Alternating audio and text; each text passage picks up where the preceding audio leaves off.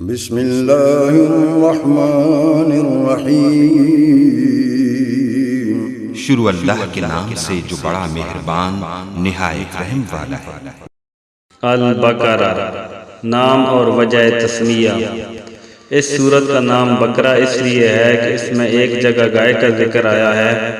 قرآن مجید کی ہر سورت میں اس قدر وسیع مضامین بیان ہوئے ہیں کہ ان کے لیے مضمون کے لحاظ سے جامع عنوانات تجویز نہیں کیے جا سکتے۔ عربی زبان اگرچہ اپنی لغت کے اعتبار سے نہایت مالدار ہے، مگر برحال ہے تو انسانی زبان ہی۔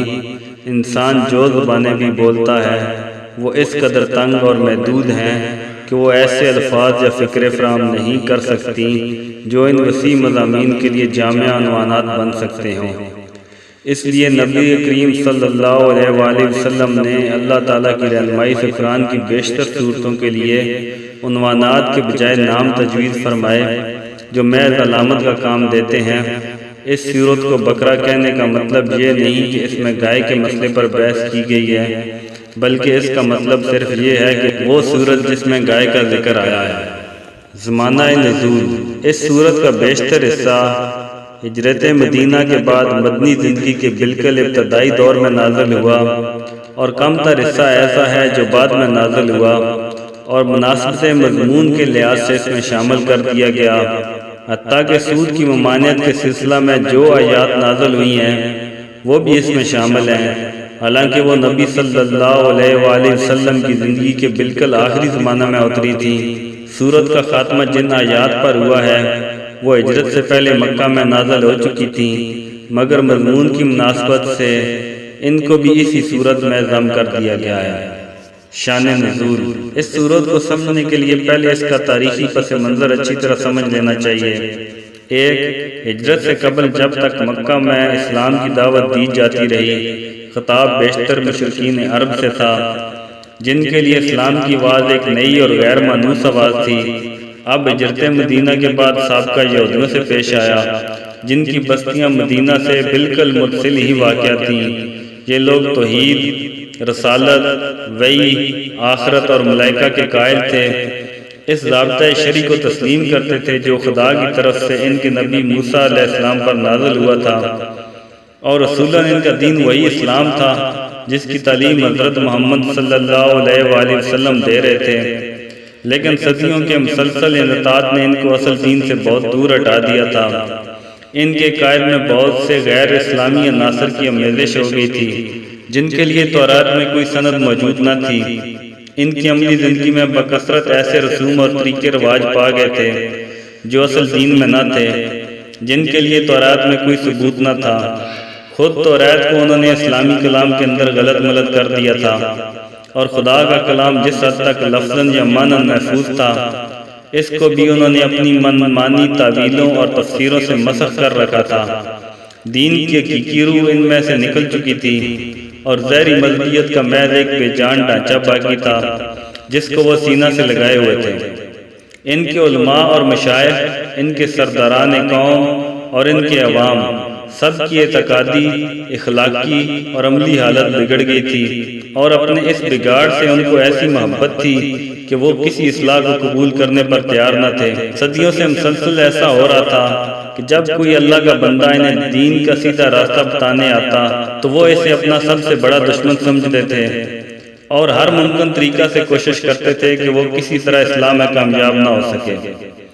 یہ لوگ حقیقت میں بگڑے ہوئے مسلمان تھے، جن کے ہاں بدعتوں اور تحریفوں، موشگافیوں اور فرقہ بندیوں، استخواں گیری اور مغل افغنی، خدا فرموشی اور دنیا پرستی کی بدولت انحطاط اس حد کو پہنچ چکا تھا کہ وہ اپنا اصل نام مسلم تک بھول گئے تھے، محض یہودی بن کر رہ گئے تھے، اور اللہ کے دین کو انہوں نے محض نسل اسرائیل کی آبائی وراثت بنا کر رکھ دیا تھا۔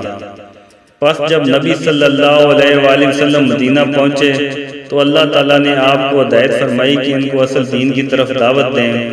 چنانچہ سورۃ بقرہ کے ابتدائی 15-16 رکوع اسی دعوت پر مشتمل ہیں۔ ان میں یہودیوں کی تاریخ اور ان کی اخلاقی و مذہبی حالت پر جس طرح تنقید کی گئی ہے، اور جس طرح ان کے بگڑے ہوئے مذہب و اخلاق کی نمایاں خصوصیات کے مقابلے میں حقیقی دین کے اصول پر پہلو بر پہلو پیش کیے گئے ہیں، اس سے یہ بات بالکل آئینے کی طرح واضح ہو جاتی ہے کہ ایک پیغمبر کی امت کے بگاڑ کی نوعیت کیا ہوتی ہے۔ رسمی دینداری کے مقابلہ میں حقیقی دینداری کس چیز کا نام ہے؟ دین حق کے بنیادی اصول کیا ہیں اور خدا کی نگاہ میں اصل اہمیت کن چیزوں کی ہے؟ 2. مدینہ پہنچ کر اسلامی دعوت ایک نئے مرحلے میں داخل ہو چکی تھی۔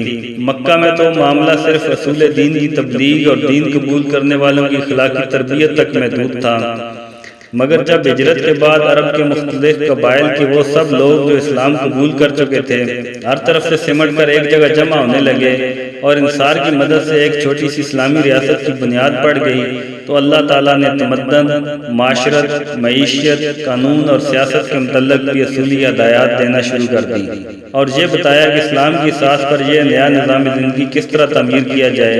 اس سورت کے آخری 23 رکوع زیادہ تر انہی ہدایات پر مشتمل ہیں، جن میں اکثر ابتدا میں ہی بھیج دی گئی تھیں اور بعض متفرق طور پر حسب ضرورت بعد میں بھیجی جاتی رہی۔ 3. ہجرت کے بعد اسلام اور کفر کی کشمکش بھی ایک نئے مرحلے میں داخل ہو چکی تھی۔ ہجرت سے پہلے اسلام کی دعوت خود کفر کے گھر میں دی جا رہی تھی اور متفرق قبائل میں سے جو لوگ اسلام قبول کرتے تھے وہ اپنی اپنی جگہ رہ کر ہی دین کی تبلیغ کرتے اور جواب میں مصائب اور مظالم کے تختہ مشق بنتے تھے۔ مگر ہجرت کے بعد جب یہ منتشر مسلمان مدینہ میں جمع ہو کر ایک جتھا بن گئے اور انہوں نے ایک چھوٹی سی آزاد ریاست قائم کر لی، تو صورتحال یہ ہو گئی کہ ایک طرف ایک چھوٹی سی بستی تھی اور دوسری طرف تمام عرب اس کا اتصال کر دینے پر تلا ہوا تھا۔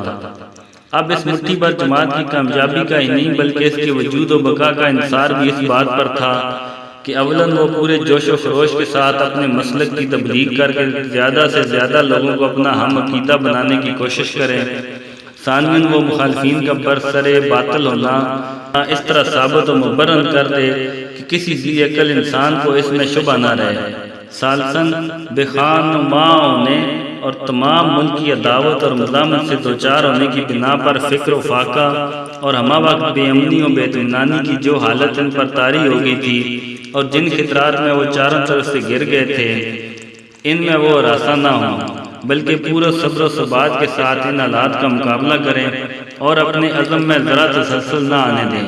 رابعاً وہ پوری دلیری کے ساتھ ہر اس مسلح ملامت کا مسلح مقابلہ کرنے کے لیے تیار ہو جائیں جو ان کی دعوت کو ناکام کرنے کے لیے کسی طاقت کی طرف سے کی جائے، اور اس بات کی ذرا پرواہ نہ کریں کہ مخالفین کی تعداد اور ان کی مادی طاقت کتنی زیادہ ہے۔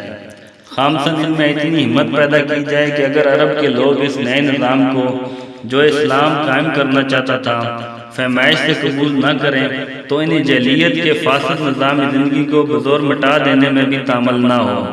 اللہ تعالیٰ نے اس صورت میں ان 5 امور کے متعلق ابتدائی ہدایت دی ہیں۔ 4. دعوت اسلامی کے اس مرحلہ میں ایک نیا عنصر بھی ظاہر ہونا شروع ہو گیا تھا اور یہ منافقین کا عنصر تھا۔ اگرچہ نفاق کے ابتدائی اثار مکہ کے آخری زمانہ میں بھی نمایاں ہونے لگے تھے، مگر وہاں صرف اس قسم کے منافق پائے جاتے تھے جو اسلام کے برحق ہونے کو تو معترف تھے اور ایمان کا اقرار بھی کرتے تھے، لیکن اس کے لیے تیار نہ تھے کہ اس حق کی خاطر اپنے مفاد کی قربانی اور اپنی دنیاوی تعلقات کا انتقاء اور ان مصائب و شدائد کو بھی برداشت کر لیں جو اس مسئلے کے حق کو قبول کرنے کے ساتھ ہی نازل ہونا شروع ہو جاتے تھے۔ مدینہ پہنچ کر اس قسم کے منافقین کے علاوہ چند اور قسم کے منافق بھی اسلامی جماعت میں پائے جانے لگے۔ ایک قسم کے منافق وہ تھے جو قطعاً اسلام کے منکر تھے اور محض فتنہ برپا کرنے کے لیے جماعت مسلمین میں داخل ہو جاتے تھے۔ دوسری قسم کے منافق وہ تھے جو اسلامی جماعت کے دائرہ اقتدار میں گر جانے کی وجہ سے اپنا مفاد اسی میں دیکھتے تھے، ایک طرف مسلمانوں میں بھی اپنا شمار کرائیں اور دوسری طرف مخالفین اسلام سے بھی ربط رکھیں تاکہ دونوں کے فوائد سے متمتع ہوں اور دونوں طرف کے خطرات سے محفوظ رہیں۔ تیسری قسم ان لوگوں کی تھی جو اسلام اور جاہلیت کے درمیان متردد تھے۔ انہیں اسلام کے برحق ہونے پر کامل اطمینان نہ تھا، مگر چونکہ ان کے قبیلے یا خاندان کے بیشتر لوگ مسلمان ہو چکے تھے اس لیے یہ بھی مسلمان ہو گئے تھے۔ چوتھی قسم میں وہ لوگ شامل تھے جو امر حق ہونے کی حیثیت سے تو اسلام کے قائل ہو چکے تھے، مگر جاہلیت کے طریقے اور اوہام اور رسمیں چھوڑنے اور اخلاقی پابندیاں قبول کرنے اور فرائض اور ذمہ داریوں کا بار اٹھانے سے ان کا نفس انکار کرتا تھا۔ سورۃ بقرہ کے نزول کے وقت ان مختلف اقسام کے منافقین کے ظہور کی محض ابتدا تھی اس لیے اللہ تعالیٰ نے ان کی طرف صرف اجمالی اشارات فرمائے ہیں۔ بعد میں جتنی جتنی ان کی صفات و حرکات نمایاں ہوتی گئیں، اس قدر تفصیل کے ساتھ بعض کی صورتوں میں ہر قسم کے منافقین کے متعلق ان کی نوعیت کے لحاظ سے الگ الگ ہدایات بھیجی گئیں۔